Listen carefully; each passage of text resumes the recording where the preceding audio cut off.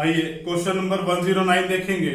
Topic का नाम है accounting ratio, part B, D K Goyal 12th class की बुक में से। क्वेश्चन में हमें रिटर्न ऑन कैपिटल एम्प्लॉयड को कैलकुलेट करने के लिए बोला है, तो आइए देखते हैं कैसे होगा क्वेश्चन। सबसे पहले हम फॉर्मूला लिखेंगे return on capital employed.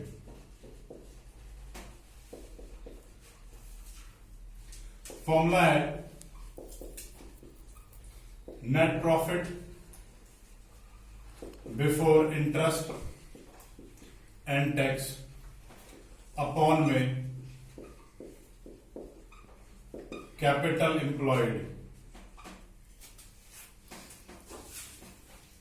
Net profit before interest and tax upon में कैपिटल एम्प्लॉयड। अब इस क्वेश्चन में देखेंगे सबसे पहले कि कैपिटल एम्प्लॉयड क्या होता है और उसे कैलकुलेट करेंगे।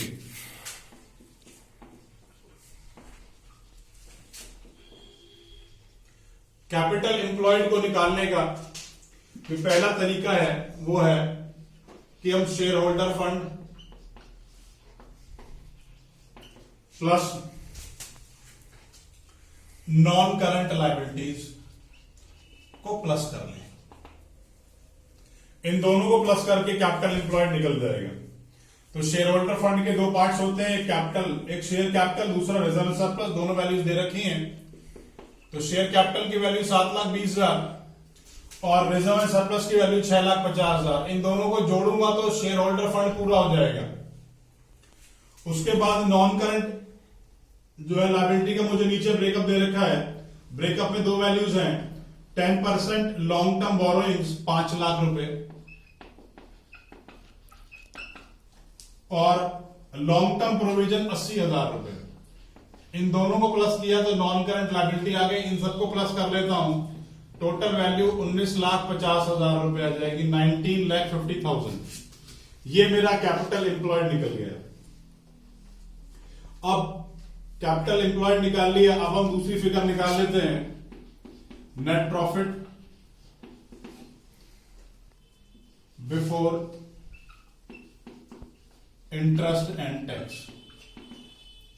अब net profit before interest and tax को हमें कैलकुलेट करना है, लेकिन हमें जो नेट प्रॉफिट दे रखा है वो सिर्फ बिफोर टैक्स दे रखा है, मतलब टैक्स काटने से पहले। ये वैल्यू है 2.5 लाख रुपए।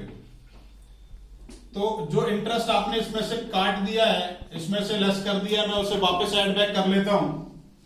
इंटरेस्ट मैंने 10% पे करा होगा ऑन लॉन्ग टर्म बोरोइंग्स।